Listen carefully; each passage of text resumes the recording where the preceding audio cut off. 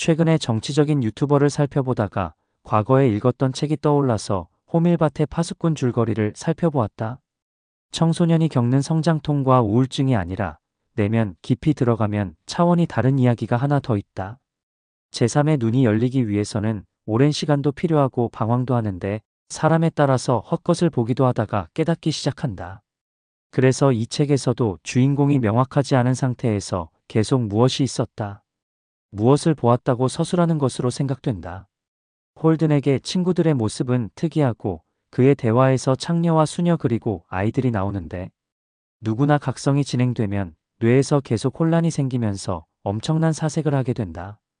그리고 떠올린 것을 현실에서 자신도 모르게 실행하게 된다. 단순한 우울증이 아니다. 머나먼 과거로 시간 여행을 떠나서 그곳에서부터 자신의 인연을 찾는 것이고 이것이 불교에서 말하는 전생의 카르마를 깨닫기 시작하는 현상이다.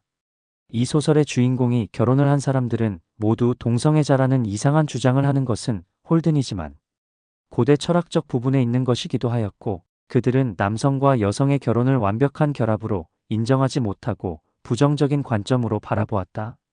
그리스 로마 시대의 장기 전쟁터에서 정신적인 결여를 채워주던 전쟁터에서의 동지 관점에서 소년 병사에게 일반 병사에게 알려주었던 헌신적인 동성애를 주장하는 것으로 봐야 이해가 될 것이고 이것은 극단적인 상황에서 생길 수 있는 현상이라서 홀든 스스로 자신의 자아를 찾지 못한 상태로 말을 하는 것이라서 술에 취한 몽환적 환경을 만들고 보고 듣고 자신이 생각할 수 있는 범위에서 적은 것이고 결국 정신병원으로 가게 되는 것이라고 생각한다. 넓은 초원에서 많은 아이들이 뛰어놀고 있는데 어른은 홉든 나 혼자밖에 없고 떨어지는 절벽이 있기 때문에 그곳에서 떨어지는 아이들을 붙잡아주고 싶은 것이 현대 사회에서 순수한 사람들을 보호하려고 하는 것일까? 모든 아이들은 각자 절벽에서 떨어지지 않으려고 노력하면서 살아야 하고 각자 자신의 방향대로 뻗어나가야 하는 것이다.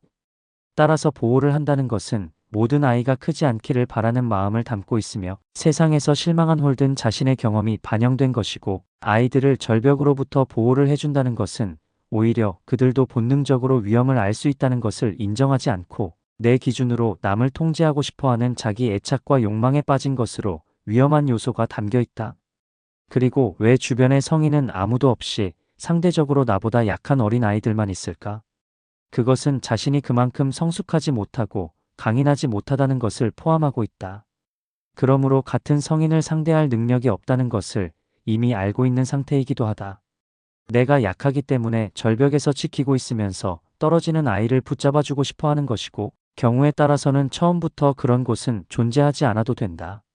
넓고 편안한 공간에 절벽은 존재하지 않고 절벽의 위험은 아이들도 느끼기 때문에 가지 않는다. 이것은 서양인 특유의 사회 통제를 위한 통제를 하려고 하는 욕구가 들어간 것이고 수녀와 매맞은 친구가 등장하는 것은 중세시대 수도원에서 이루어졌던 권력 부조리를 반영하고 있다. 그러므로 자신이 잊고 살았던 것들을 자신도 모르게 발견하고 의문을 가지는 과정이다. 우연히 일어난 사건들이 아니라 자신의 과거. 어딘가에서 수녀들이 고아원을 운영하면서 약자들에게 가혹행위를 하였고 그들의 종교적 지루함을 금전으로 달래고 권력을 유지하는 것을 보았던 흔적을 반영하는 것이기도 할 것이다.